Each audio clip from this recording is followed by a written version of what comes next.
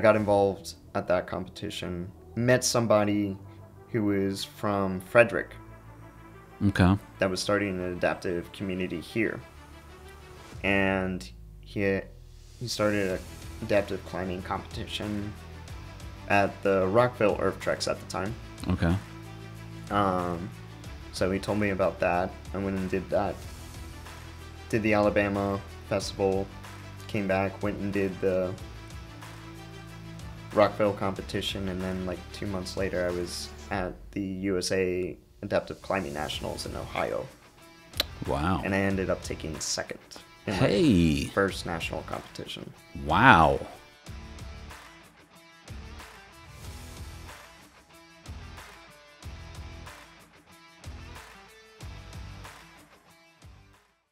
Hey, what's going on, everyone? It's Tim here with the TMA Connection, a podcast that focuses on the life, community, and a little bit of real estate every once in a while. And today we're taking a step back from real estate because we're always looking for difference makers. And man, I've been wanting to get this guy in before I even started my first episode on the podcast.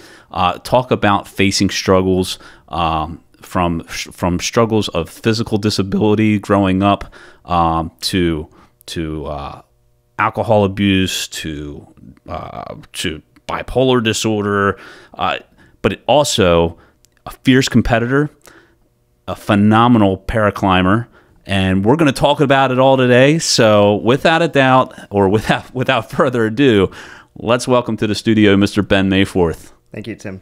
Man, this is awesome. Ben is also an old student of mine. What year did you graduate, Bel Air? I graduated in 2012.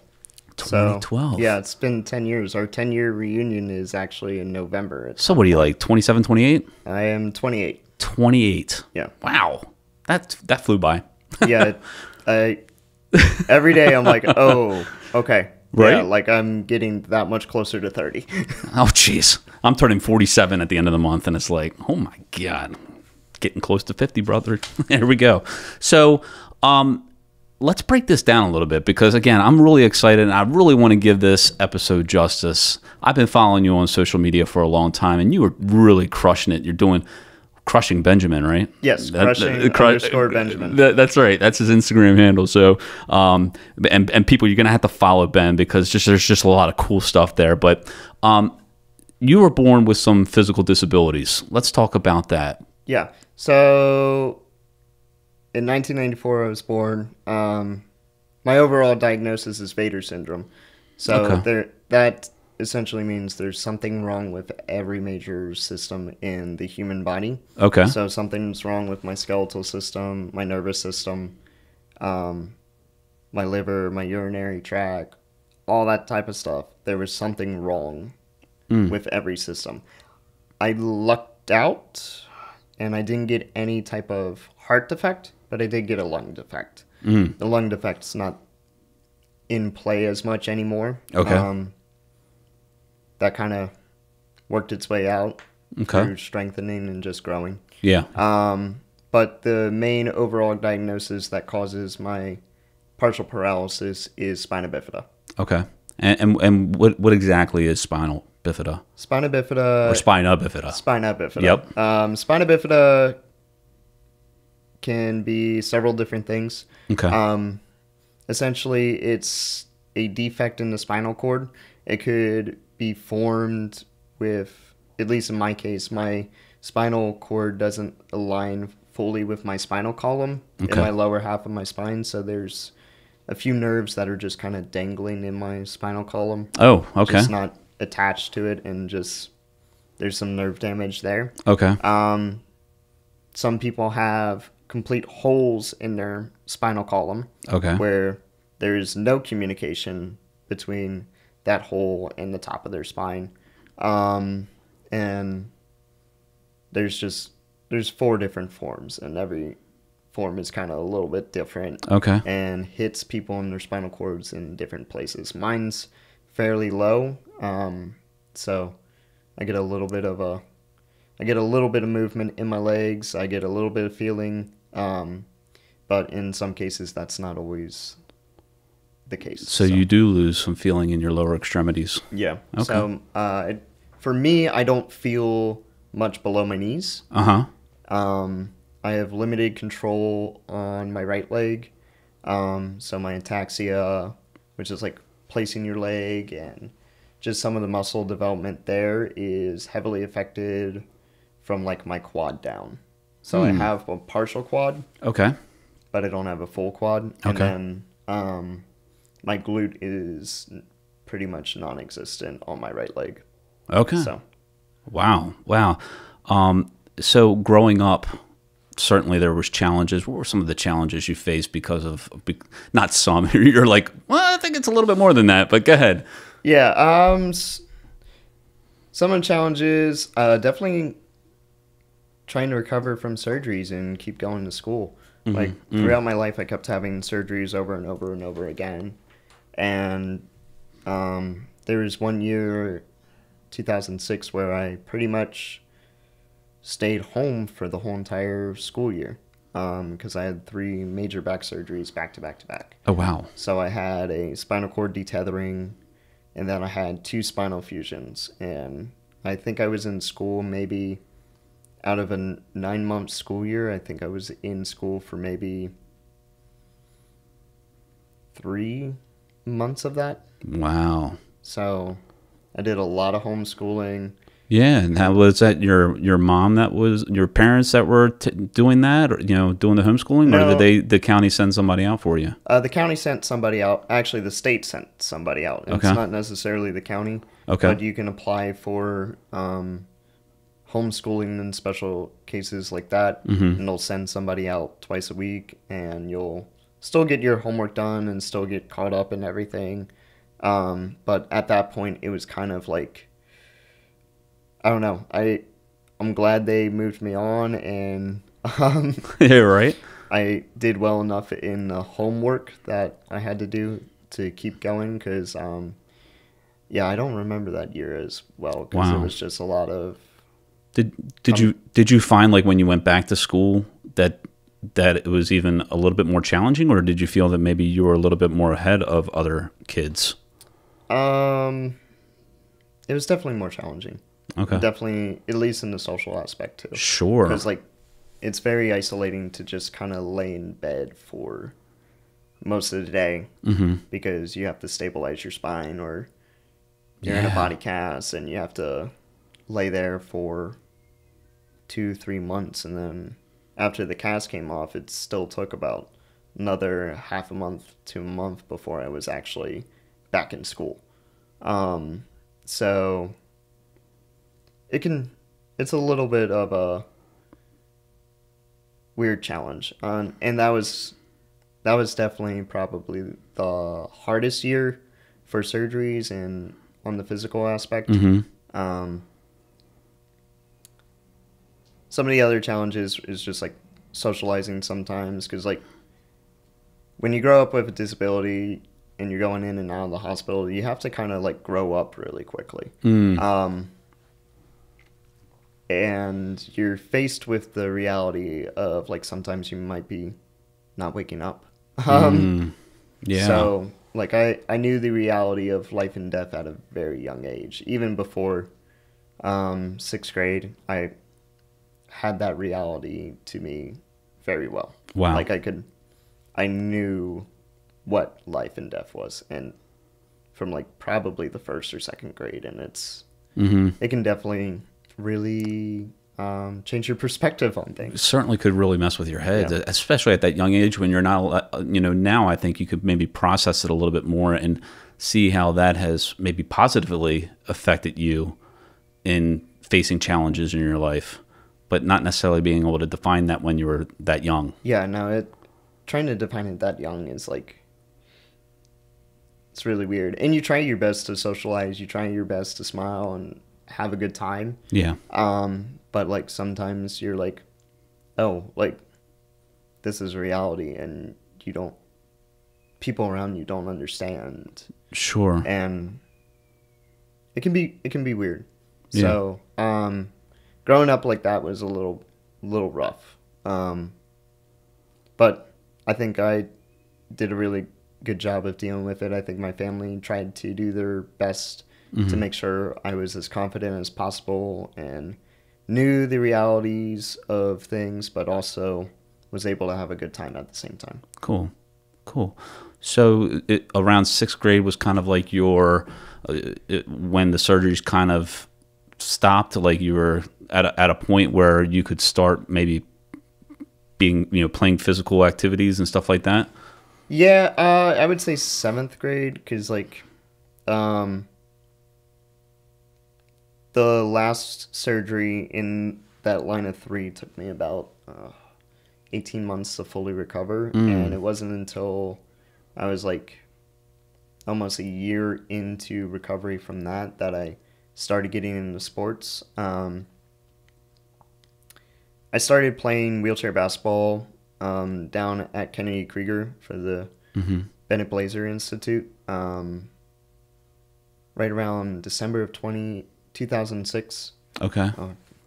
Can't say 20. 26? 2006. 2006, yeah.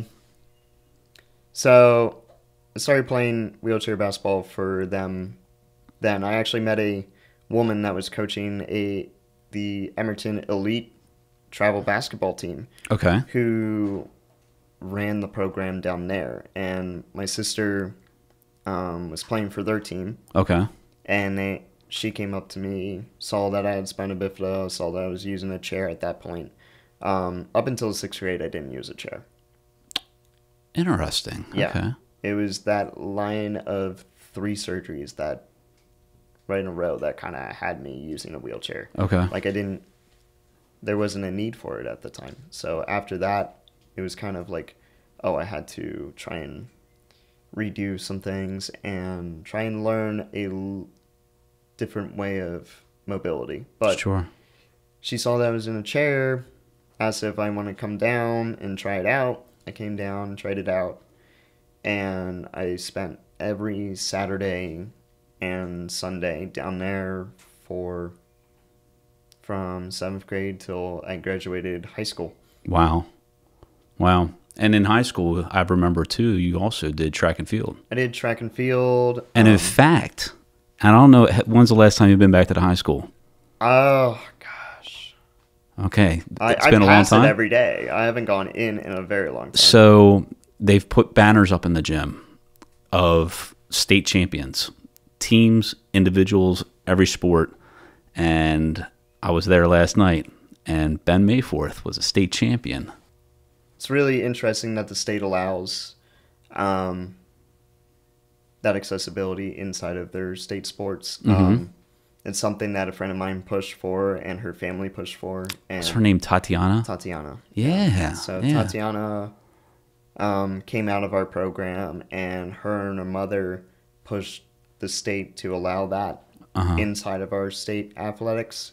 And I grew up playing with her sister. So her sister and I played wheelchair basketball and did track together and a few other sports. And we spent most of our Saturdays and Sundays at that program. So yeah.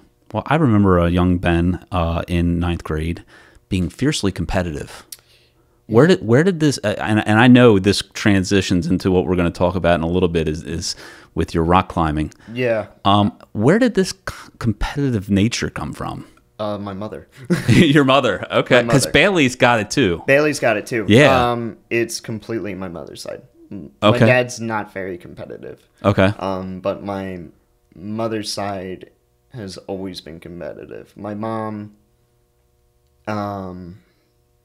she played volleyball and softball from a very young age and always had that competitive nature in her. My mom graduated from the first graduating class of C. Milton in 1982. 1982, yeah. And she was also part of that first state championship team.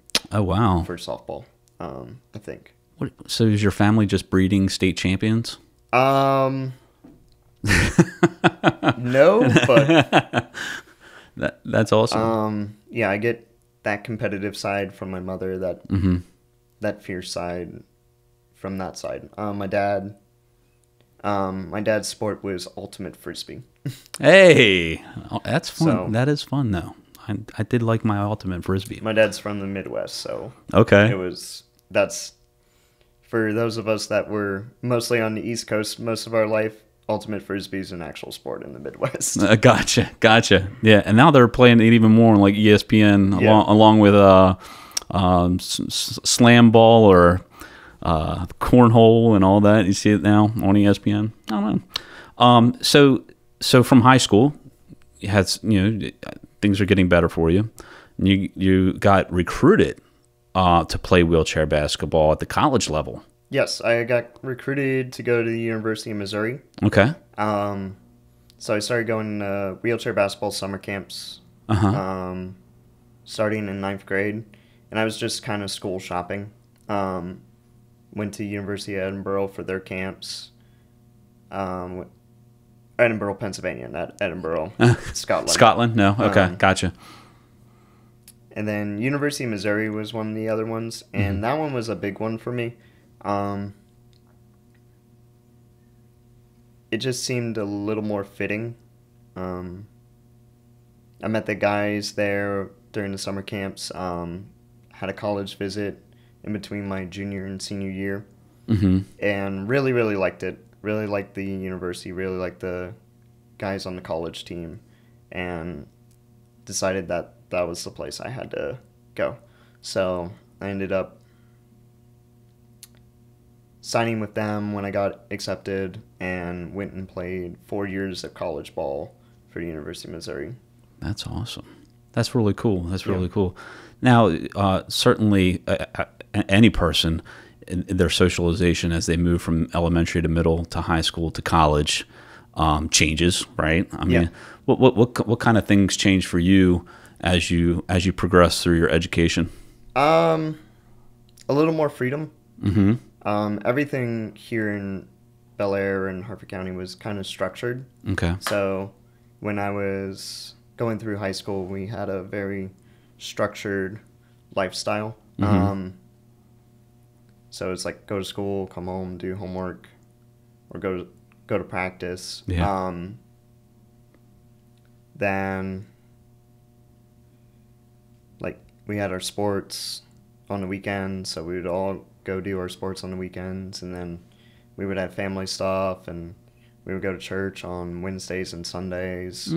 And then come college, that kind of changed because you have to make the schedule. You have to sit down and have the discipline. And like I was disciplined in the first place, but it was a different level of freedom, and definitely took some adjustment to getting used to that. We had practice 5:30 every morning. Oh wow! Monday through Friday. So at least I knew what I was doing from 4:30 till about 8:30. Yeah. 8:30, 9 o'clock. And I would structure my class schedule around that, and then lifting workouts and shooting workouts. And that was kind of my structure, but then after that, once we got out of class, or if I went to class sometimes, I would go socialize and just kind of have that college experience of like trying to figure out who you are outside of like your hometown and outside of your family. It's a little bit of a interesting experience, but it can be fun at the same time. But definitely that's when some of the struggles started happening. I mean, there was a lot of pressures from wheelchair ball. Okay. We had to maintain the same GPA that all the other sports had to maintain. Sure. Because we were D1. Okay. We had very strict standards. Like, if we were in University of Missouri wheelchair basketball gear, we had to make sure we were representing the team and the university in a very good manner. Yeah. So there were a lot of expectations. We had sometimes we had classes on how to talk and behave sometimes, depending on how your behavior was. Okay. Okay. I didn't get too much of that. I think I got more of that as I went further on in college. Okay. I was actually fairly well behaved up until about junior year. Oh, okay. And then the Wild Man came out? Then the Wild Man came out. All right. So, yeah, I gained more confidence in like my strength level and my skill, and like everything started kind of waking up sophomore year. And then when it came into junior year, it was like, yeah, I was at my prime in wheelchair ball. Okay.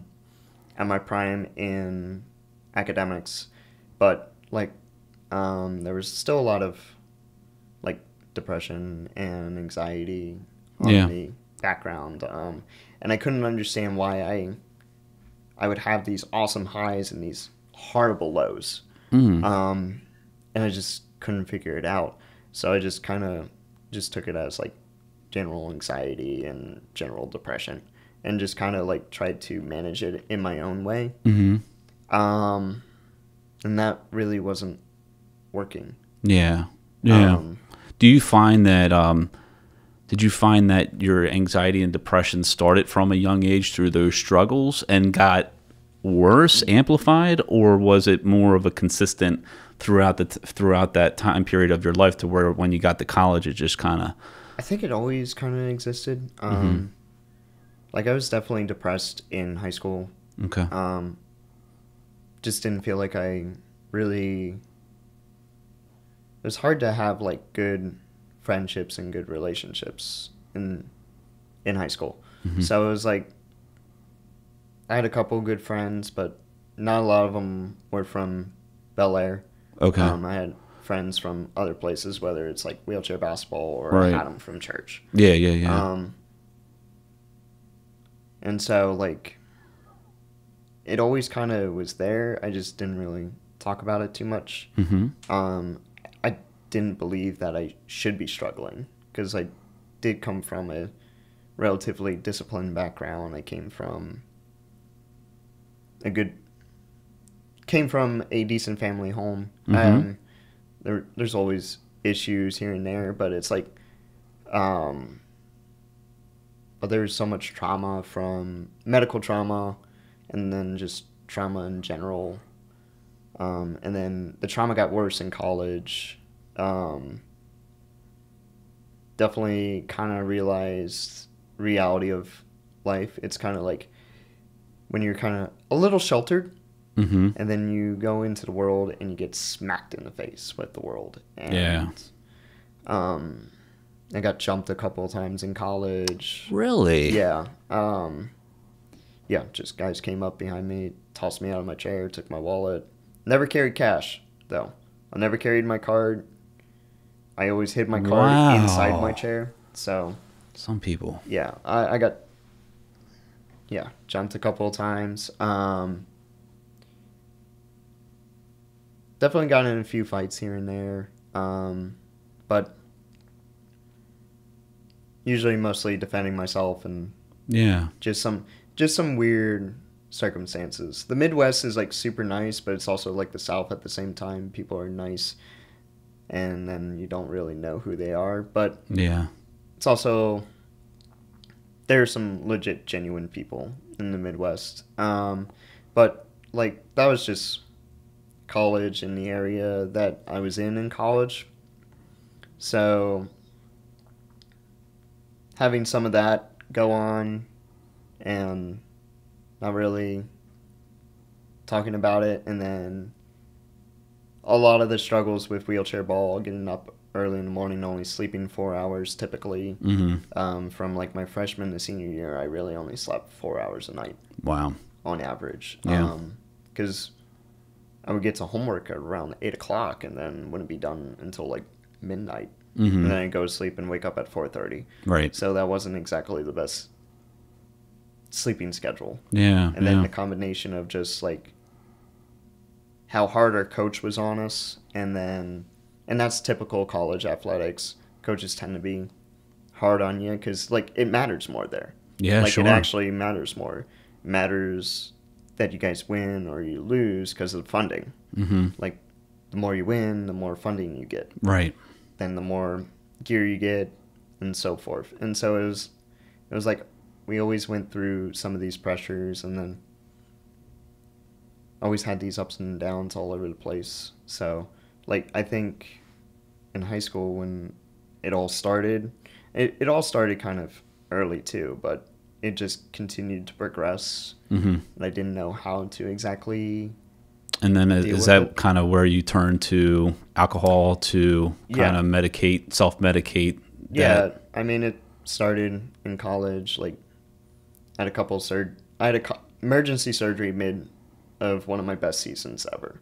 And I was like really upset. I was going to a church that didn't really make sense to me anymore. The people inside of that church weren't exactly who they said they were. And then just a bunch of things going on behind the scenes, and I just kind of was like, okay, like, say, brother. Yeah, it. Yeah. And like, yeah. I got into the party scene with the boys on the team, and definitely got a little heavy into drinking. I wouldn't have called it was like, I would definitely call it abusive and bingy, but I wouldn't call it like, I wouldn't say it's like full-blown alcoholism, but Okay. I would say it was definitely a consistent abusive behavior. Yeah. And that progressed throughout college. Like, I did that pretty consistently throughout, and then did that start to affect your performance as a basketball player in your senior year? Not really, honestly. Okay. Like, I was able to, like, you're, 21, 22 at that point, and, like, your body can recover really quickly from things. Right. So it didn't really affect my performance so much there. I would say it definitely affected my mental performance on the court. I definitely became a little mouthier from, like, junior and senior year on. Because, like, I was more confident in my ability. I was more confident in my skill. And, like, you had to lead in a certain way. But it's like when you have a bunch of guys in chairs who lift all the time and have too much testosterone going on, like, you start screaming at each other. Wow. And it's really funny when a sub 100-pound man is screaming at a 350-pound man. It just throws people off when, like, this tiny guy just gets up in your face and it's like, you got to get your stuff together, man. Yeah, like, right. We are at practice. You need to, like, listen. Yeah. And I think that's when a lot of it kind of really took over. Because I could get up in people's faces. I had a very different presence on the court. So I wasn't a starter or anything. I usually was about the 6th or 7th man. Okay. So when someone was screwing up, that's when I came in. Is that like a Draymond Green kind of person that comes into the game? And, it just changes. It has a different presence on the court. Yeah. So it's like my presence was if I was on the court, it was very commanding. Like, whoever was the captain at the time and leading the team on the court, I either complimented them or I took over. Gotcha. Senior year, I took over more than complimented. Okay. Junior year, I more complimented. Okay. Because I trusted my captains. Yeah. Senior year, I didn't trust my captains. Gotcha. So that was always kind of a interesting experience, but, like, all the pressures from that, plus pressures from trying to perform at school, pressures from a failed relationship, and just kind of finding my place and understanding what it means to be a disabled male inside of a college environment was definitely just kind of one of those things. And, like, there were a lot of different social pressures that I didn't think really existed until, like, I was in it. And then I later came to the realization it was just mostly all in my head, because, like, it really didn't matter. I was still me. It's just I was going through some stuff, so it was a different me. Yeah. So I think a lot of that was like personal perception and just kind of the story that you're telling yourself. Yeah. And it's not the reality most of the time. Most of the time, like now that I'm older, I see things very differently, and I see that like some of that behavior was definitely not correct, and definitely that line of thinking was incorrect. Yeah. But that just comes with gaining more confidence in what you're doing. And like college and high school, I was both really insecure. So, and I still can be insecure, but I know my place now more than I did back then. And you've, through these struggles, you've developed a sense of self-awareness. Yes. To understand the thought behind the thought. Yes, I was always self-aware. Mm-hmm. But the level of self-awareness back then was very obsessive. And then that usually got in the way too. Yeah. So like my level of self-awareness now, even within the last year, has gotten 10 times better. Because I'm like, I will start to see that obsessive thought process come back. Yeah. And I kind of pull back a little bit. So cool. It's definitely been a learning experience. My fiance helps a lot. Whoa. Yeah. Somebody getting married? I am getting married. Hey, man. Yeah. Congrats. Thanks. What's her name? Mansa. Mansa. Yes. Very cool. I met her at the World Championships last year. Okay. In Moscow, Russia. Yeah. It was before everything went down. Okay. She's from Slovenia. Gosh. Yeah. Oh, wow. Okay. So Slovenia is below Austria, so they're not affected by any of that. They're in Central Europe, not Eastern Europe. Yeah. But yeah, I met her at the World Championships, and we've been together for a year now, and I just kind of knew. That's awesome. Yeah. Yeah, so, man. Well, before we get to, before we like jumped straight from college all the way to like you're getting married, brother. Yeah. That's awesome. That's awesome.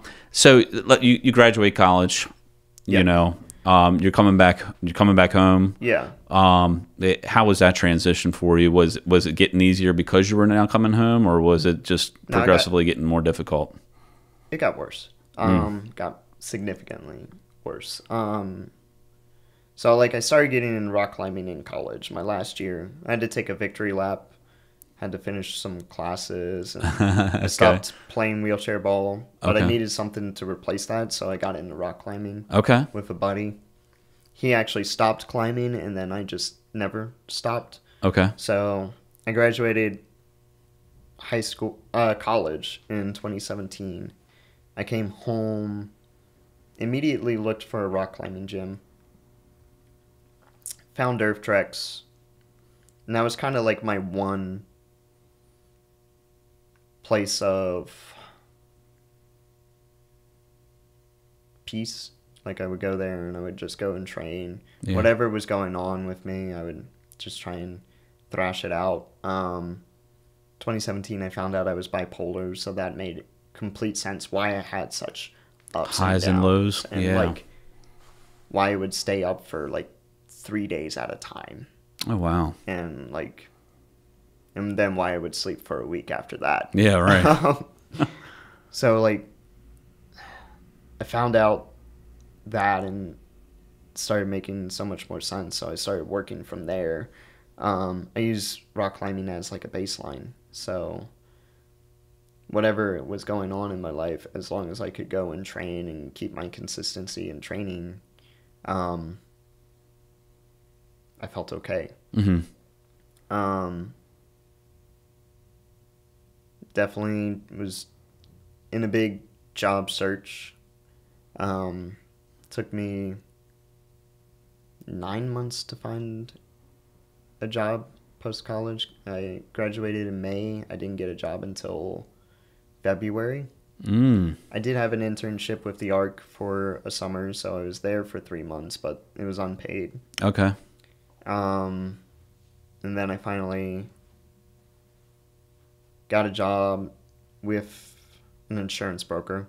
I'm selling insurance from February of 2018 to about January the following year. Okay. And that was interesting, but around that time, the alcohol abuse definitely ramped up. It's the insurance industry, like, there's happy hours all the time. Sure. And then I started working at the climbing gym to get a free membership. And then those guys like to party too, so it was like I would have insurance work from Monday through Friday, and then Friday night through Sunday I would work at the gym. Sometimes Thursdays too. But like after every shift at the gym, there was usually some sort of party or get together, and that was always a little rough. But winter of 2018, I went to a adaptive climbing festival, and that's where I got started into the adaptive climbing community. Right. A friend of mine showed me that there was this event down in Alabama, so I drove the full 12 hours by myself. Oh, wow. To Steele, Alabama. Okay. And went and experienced adaptive climbing and paraclimbing for the first time. Yeah. Did you compete? Did you, or were you just a spectator at that point? It was a festival, so it was just a bunch of people getting together, climbing and drinking and hanging out. There was a small competition, small bouldering competition, and that lasted a couple hours. You would go out into this boulder field. It was an outdoor festival, so it was out in the middle of like these boulders. And bouldering's a discipline of rock climbing where you don't use ropes. Oh, wow. But you're not more than usually 20 feet off the ground. Okay. And you fall on the pads. Okay. Hopefully. These pads you carry on your back and lay them out. Gotcha. So, and then you have people trying to spot your fall and everything. And then I got involved at that competition. Met somebody who was from Frederick. Okay. That was starting an adaptive community here. And he started an adaptive climbing competition at the Rockville Earth Treks at the time. Okay. So he told me about that. I went and did that. Did the Alabama festival. Came back, went and did the Rockville competition, and then like 2 months later I was at the USA Adaptive Climbing Nationals in Ohio. Wow. And I ended up taking second in my first national competition. Wow. In my category. So in adaptive climbing, paraclimbing, there's 4 main categories: physical disability, neurological disability, lower limb amputation, upper limb amputation, and then blind. Okay. So category 1. I was in, the widest category. You know? Okay. Oh, wow. Yeah, it's a hard category. Okay. They just throw everybody in there. And then there's subcategories in each one. Gotcha. So I got second, ended up getting a spot on the national team. That was the national qualifier. Okay. So that took me to the World Championships in Innsbruck, Austria. Wow. So I trained for that. Still kind of heavy into alcohol use and everything, and I went into that competition. I got my butt kicked. Like going from second at nationals to dropping to 10th place. Wow. On the international stage, and that pissed me off. Yeah. Like, it got me fired up, and I'm there. I'm on top of a castle in Salzburg. My mom wanted to go see castles. My mom went with me for that world championship, and she wanted to see the castles of Austria. Okay. Yeah. And so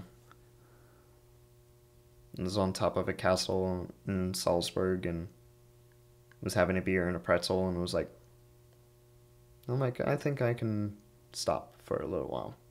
Let's stop and let's see what happens. So I stopped my alcohol abuse, I stopped smoking weed, I stopped doing all these things that I was doing and just kind of settled out. Yeah. And that really helped me focus. So I started training more, training smarter, doing more competitions to get a better competition mindset. Yeah. I started creating adaptive events in the area because the guy that got me into adaptive climbing in the community decided to fall in love and move to New Jersey. Okay. And then start a family. Yeah. So that was a pretty defining that was a defining moment for you. I think a lot of time, well, not a lot of times. There's a few times in your life.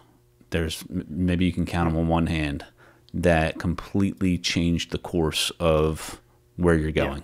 Yeah. And I'd say there was three main events that year. The first one was the Adaptive Climbers Festival in HP 40.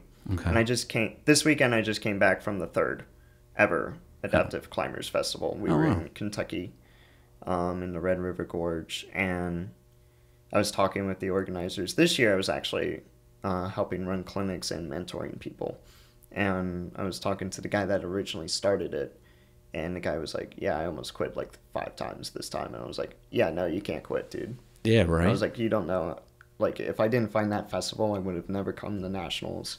I would have never gotten into competitions, and I would have never gotten to the point I am now. Yeah. So I think the first Adaptive Climbers Festival was like that big defining moment of like, oh, there is a community that I can compete in, and that I can use this competitive energy instead of just trying to compete with able-bodied people. Yeah. I still compete with able-bodied people. I still like out climbing able-bodied people. Yeah. Oh, wow. I love just like going to competitions and just shocking people. Just crushing people. Yeah. It's fun, but it's also like seeing where I stack in terms of everything. Like, yeah, I'm at the top of my paraclimbing game, but I want to see where I am with like in terms of like being around able-bodied people. Yeah. And so I always still compete, still have a competitive nature with it. Yeah.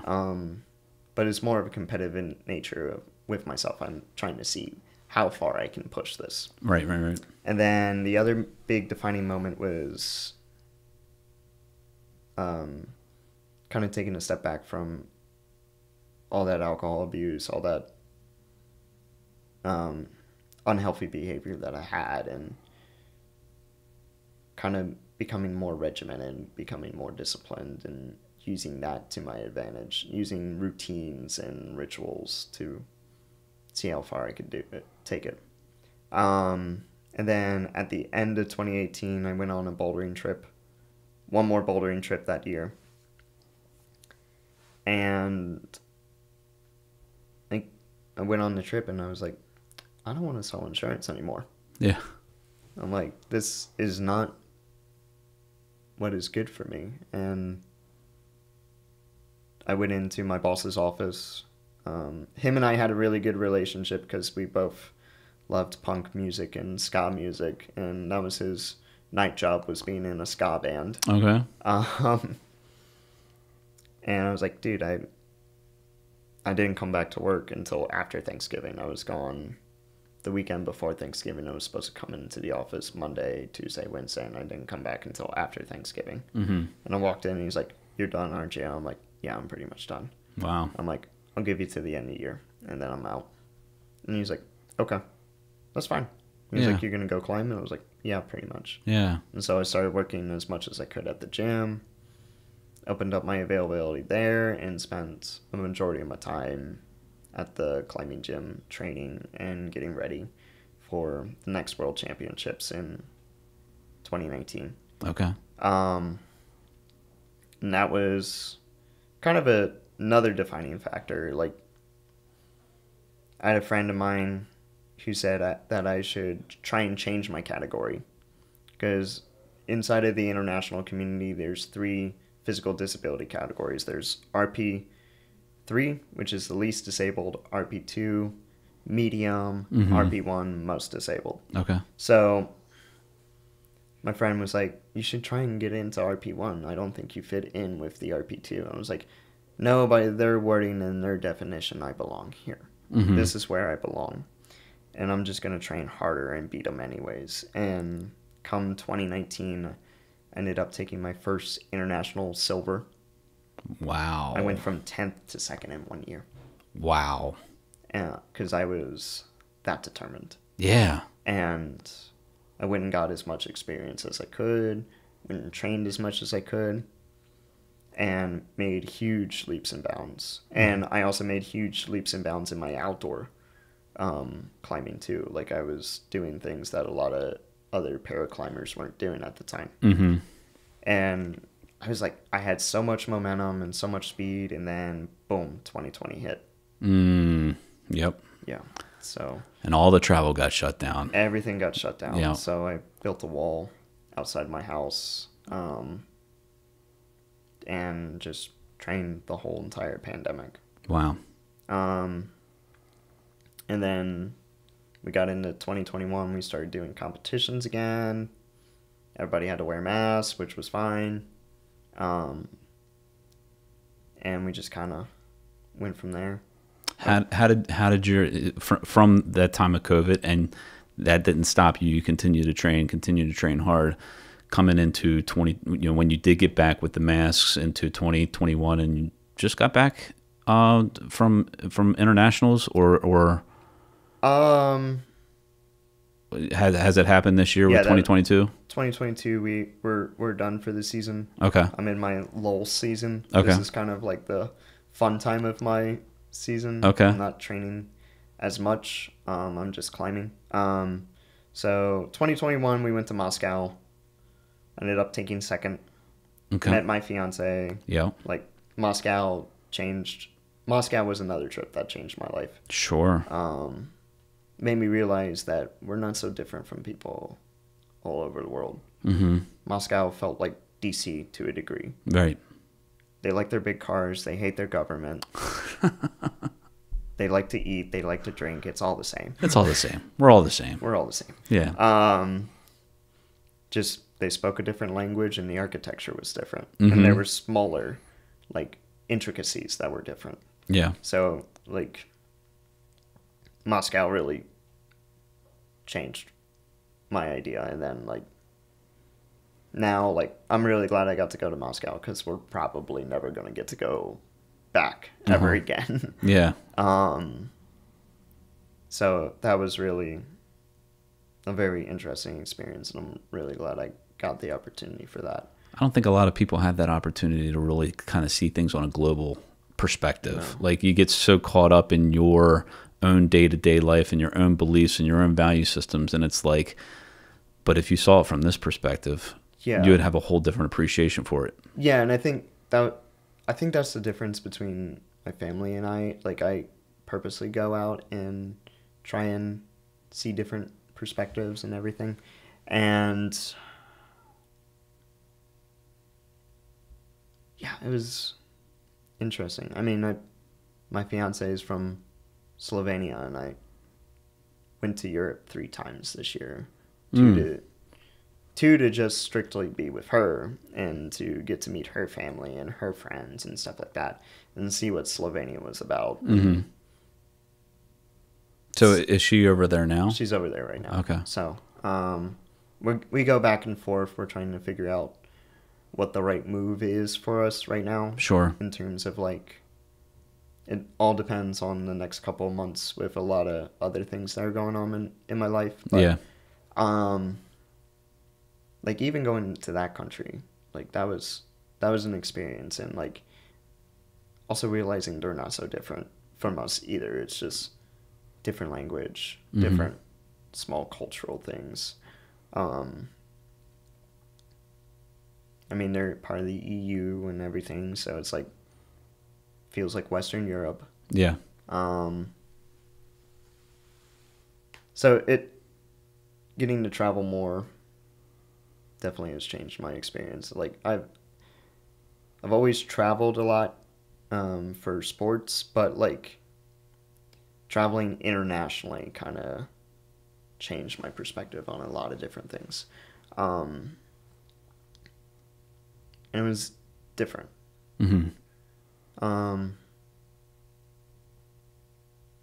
Get to see a little bit more and get to realize that, like, all these places, like, people say that are, like, so exotic and everything. Yeah, Europe's really, really different. But when you get to talk to the people, and the people are all the same, and it's just like, people are people. Yeah. So that's really cool that you had that opportunity to do that, because a lot of people don't. A lot of people don't get to go see that, and that's it's been a really fun experience. If I didn't get into rock climbing, I don't think I would have been as quote unquote cultured as some people. But it's getting into rock climbing was another one of those defining factors where it changed my life, where 100%. Everything that I've been doing from that moment on has slowly built, but has built up to bigger and greater things, creating new communities, helping communities. That which is a perfect leeway into the next question is, what's the vision moving forward for you? Vision moving forward for me right now is I'm trying to push the boundaries of paraclimbing with my own personal goals, but I'm also trying to mentor a lot of really talented paraclimbers and see if we can get our talent pool a little more wider by bringing awareness about paraclimbing. It's a fairly small talent pool. There are a lot of really, really great climbers inside of our current USA paraclimbing community, but like the more people we bring in, the more competitive it gets. Sure. And I'm all about like trying to raise our skill level, because like in some areas, like we are ahead of a lot of the other paraclimbing countries, but in a lot of other areas we are just so short, and it's like trying to make sure that like our community as a whole grows. Yeah. And I think the more exposure that you can put out there too is going to be able to help other people that have had similar struggles like you to find something that can completely change their life. Yeah. And that's one of the big things that we try and do. Like, I have friends all over the world now. Like, I can go to Germany and I can go hang out with like friends I met through climbing. Is it true that you have like a little bit of a following at these competitions? I didn't think I did. Like me personally, like I didn't think I did, because like I'm just Ben from Harford County. This year's been kind of different, especially with like the recent. I took 2 golds at World Cups this year. Wow. And that has put me in quite a bit of a new space. And being at the Adaptive Climbers Festival this past weekend, like, I wouldn't always be with the community. There was a day where I went off and climbed with a friend, and we just did that. And I came back to, like, dinner, and everybody's like, a lot of people are asking where you were and, like, what you were doing. And, like, asking, oh, is Ben kind of strong? And I was like, to my friends, I'm like, what'd you say? And they're like, I mean, I said, yeah, he's kind of strong, but he's really just a nice guy. Yeah. And so it was really weird, like, people coming up to me and, like, asking, like, questions and stuff like that. And it's just, it's weird, because it's inside of the paraclimbing community, at least inside of Harford County. A lot of people are good on their intentions, but definitely come off a little ableist at times. Like, oh, you're such an inspiration. I was like, in high school, I never thought I was an inspiration. Yeah. But, like, I've kind of eased up on, like, oh, you're so inspirational. I'm like, if that's giving somebody some sort of inspiration, good. I hope it's my discipline. Yeah. I hope it's the fact that I push so hard to get that skill level, not just like the fact that I'm like disabled. Mm-hmm. But this past weekend and just in general in the last year, having people come up to me and like people pay attention when I climb apparently, and because it's just such a unique style. Like I have a very unique style inside of the paraclimbing community that just some people don't see as often. Mm-hmm. It's very dynamic, it's very flowy, but it's also very aggressive at the same time. Yeah. And it's like three main key aspects of climbing just wrapped up into one and flowing into its own style. So people do pay attention, which I think is weird. But it does feel good at times when people are like, yeah, I saw you climbing. That was like amazing or weird or whatever. It's cool. Yeah. But what they don't see is they don't see the struggle. They don't see the struggle. No. Yeah. And not a lot of people do. I think it was Kevin Hart that said that, you know, it took him, it was 19 years before he became famous. You know, there was a lot of prep, and that's certainly not your goal, is to become famous. Yeah. But I mean, there was a time last year before Moscow where I almost quit. I almost quit completely. And and then I got into it. And even this year I was like, all right, this is the last big year I'm going to make a push. And if things don't start to happen, like we're going to go back to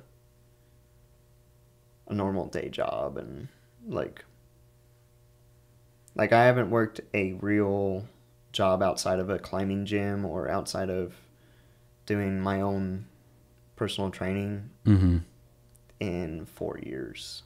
I've been doing this I've been working at gyms for 4 years. Yeah. Talk about that personal training a little bit too, because I look doing my homework for this. I of course looked at your page, but then I also saw that there is a one-off page that you are now getting into personal training. Yeah, I'm a personal trainer. So at Movement, I became a personal trainer back in 2021, beginning of 2021. But I've been coaching for a long time and instructing. So I have a LLC called Mayforth Made, based out of my living room. Okay. Wherever I am. And I write in training programs for people that want to try and make themselves a little bit better, whether it's like I want to get a bigger chest or I want to get a bigger back. And this is just not climbing then. It's not just climbing. It's okay. mostly climbing. Like Mostly that's climbing. where my expertise lies. But Yeah. like I've been an elite athlete for 10 years now, 10 years plus, and like I know the programs that work. I know the general stuff that works. And I just was like, I can start writing programs. Yeah. And helping other people out in that way. So I do have a side page. I do have a side business that I run mostly through Instagram. There's no website yet. I do have a domain, but okay. haven't gotten around to getting on that Squarespace stuff. And, Well, let's get on that, okay? yeah. Yeah. But in your free time. In my free yeah, what free time. Right.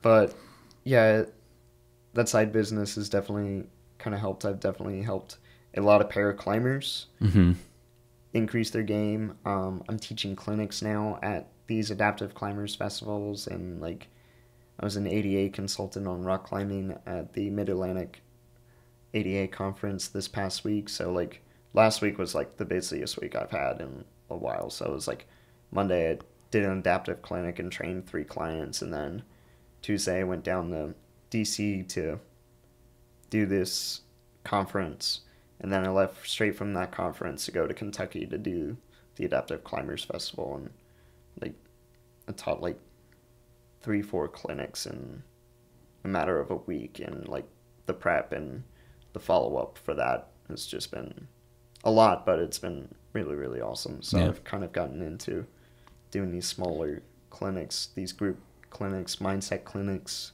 and all that stuff. So it's been really awesome, honestly. That's awesome. That is awesome.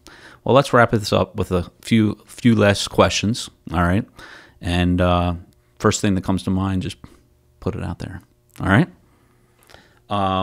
What's the one thing that you haven't done yet that you wouldn't mind attempting? I really want to climb 514, and that's like a very hard and like the measure of like able-bodied professional grades is like climbing 514. It's very difficult. Okay, where's that at? 514 is just a grade range. Oh, so, great. Okay, gotcha, yeah. gotcha. I thought it was like a specific location. I think the one that I could probably do would be there's a couple in Kentucky that definitely look doable for me. But that's one of the things I want to do. Definitely want to try and branch out on doing more trad and like big wall climbing. That's one thing I want to try and do at some point. Okay. But right now I'm trying to stick with the bouldering and the hard sport climbing. I also just want to learn how to manage my business a little bit more. Like definitely trying to make that my primary source of income, because like I'm still splitting time between the gym and doing my own business. So it's like I really want to try and give that a very big push at some point. I would encourage you to keep pushing, you know, keep pushing. What's the best piece of advice that somebody that really just stands out? We talked about pivotal moments, but what's one piece of advice that somebody has given you that has helped in the growth of Ben? You're never going to be fully ready. You have no idea what's going to be on the other side. If you're at one of those crossroad points, like, you could be as prepared in the world as you could. It could all crumble in front of you. Yeah. Or there'd be a different obstacle in front of you. Mm-hmm. Or if you're too afraid to make the next step, it's like, you're like, oh, I got to get this done before I do it. Oh, I got to do this. Oh, I got to do that. You're never going to be fully ready.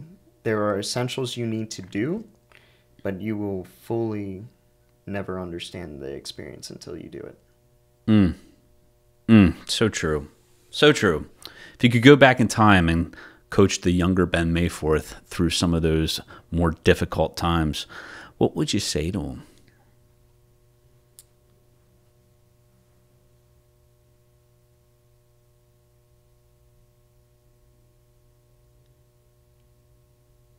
It's okay to not feel okay. It is okay not to feel okay. I know we say that a lot in society,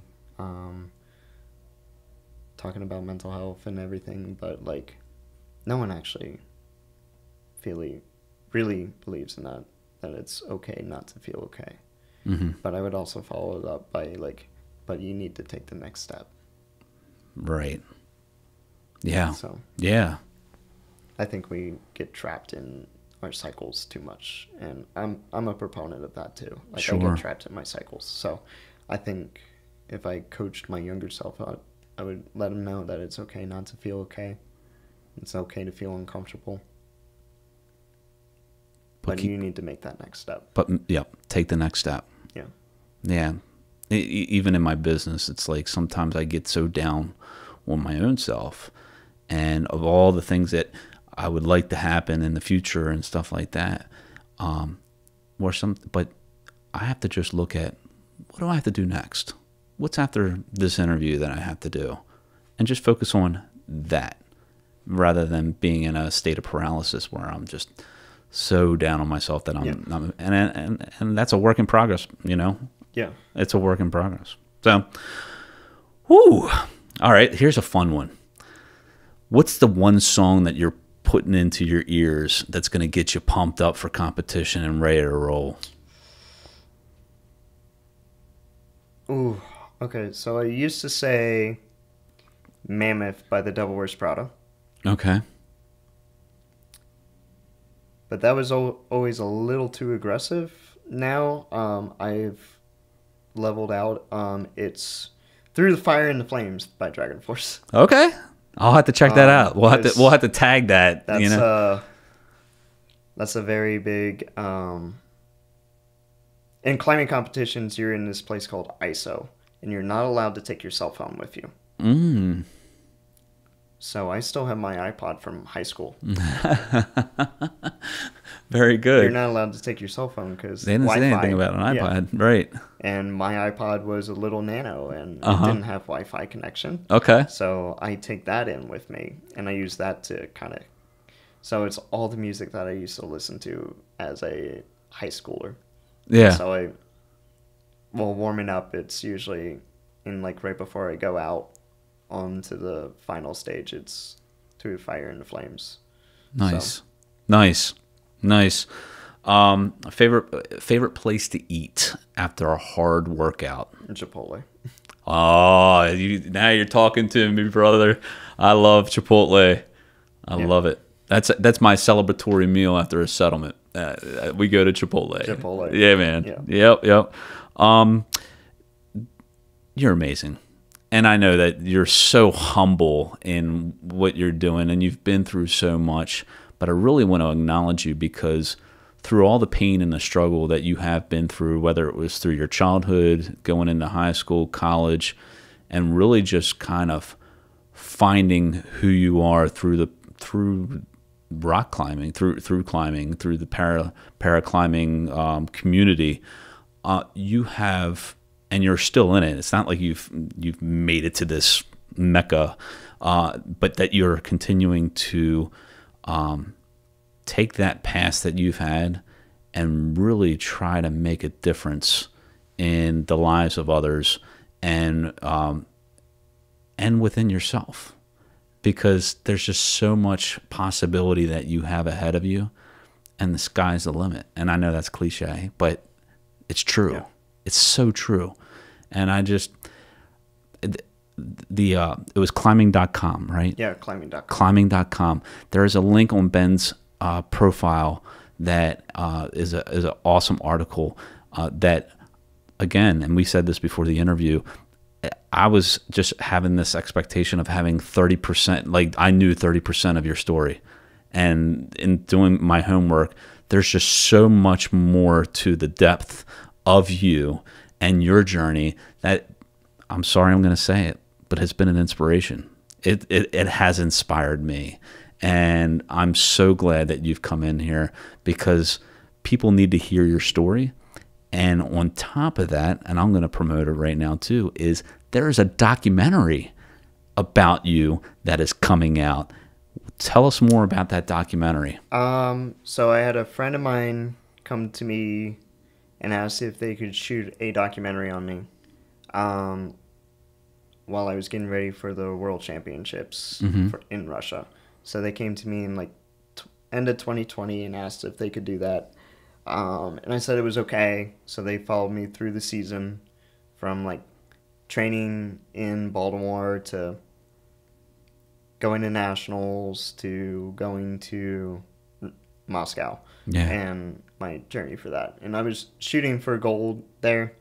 Came up short just a tiny bit. Okay. But that was okay. Yeah. And we're in the editing process. We're getting things moving. So I'm not exactly sure when we're fully going to come out with it. So it's going to take a little bit of time. Mm-hmm.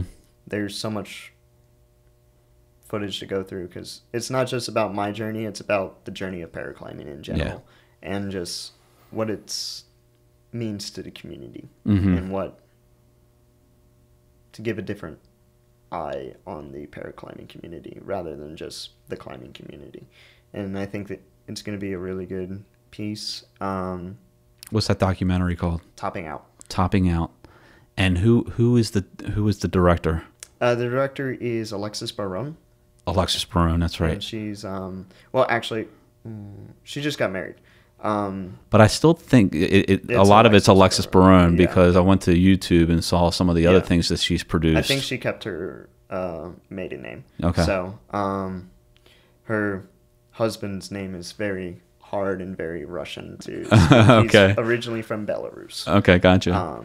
But well, a good friend of mine too. Okay. And there is a trailer on a little mini trailer, YouTube. I believe, on YouTube. So you got to check that out. Search Ben Mayforth, topping out, and or Alexis Barone. You'll certainly find it. Where else can people connect with you on social? You can follow my climbing journey and my shenanigans in that community by following crushing_Benjamin. Mm-hmm. And then you can follow my business pursuits with personal training and private coaching through @Mayforth LLC. Yeah, that's awesome. You got to follow him, folks. You got to follow him. There's a lot of great content there to be seen. Our last question. All right, so at the end of every podcast, we like to give our guests an opportunity to pay tribute to the one person. Well, there's plenty of people. Let me take that back. But we're only going to pay tribute to one that has really made a difference in who you've become to today. Who would you like to pay tribute to today?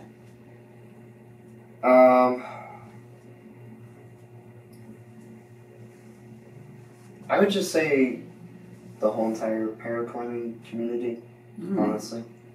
I was in a very weird place before I found the paraclimbing community, and I've definitely done my biggest growth while inside of there, and have found so many different ways to impact people, just because, like, that community impacted me the most,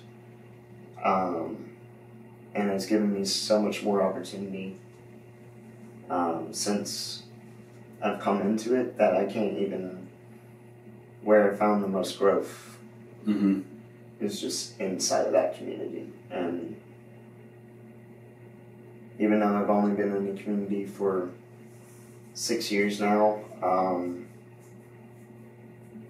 I've made significant leaps and bounds inside of myself and inside of that community to kind of not discredit anyone there, because it's just been that impactful. So yeah. I would say just the whole USA paraclimbing community for stepping up and really having an impact on a lot of other people's lives. Yeah. So it's awesome. Guys, I hope you really enjoyed this podcast, and if you have, please share it. If you haven't followed us yet, we're on Facebook and Instagram @The Markland Advantage, and we're on TikTok. I believe you're on TikTok too. I don't use my TikTok. Oh, you don't use TikTok. Well, we do, and it's @TMA Real Estate. Again, follow Ben on all the socials and on Instagram, and his business on Instagram. Dude, thank you so much for coming in today. I mean, seriously, I absolutely love this interview, and I think you're a great guy, and I can't wait to see where you take this. So, awesome, folks. Thank you again for joining us. Until next time, live your life to the fullest, and we'll see you soon. Take care.